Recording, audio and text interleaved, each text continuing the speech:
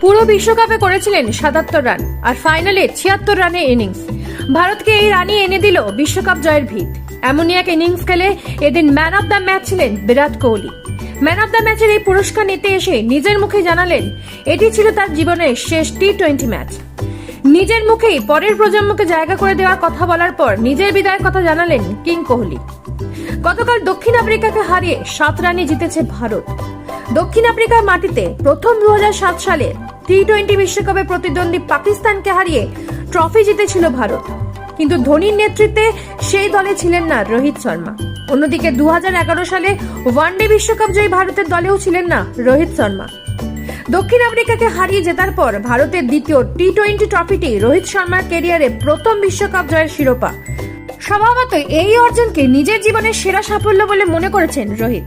তবে ট্রফিটি সবথেকে বেশি প্রাপ্য কোচ রাহুল দ্রাবিড়ের।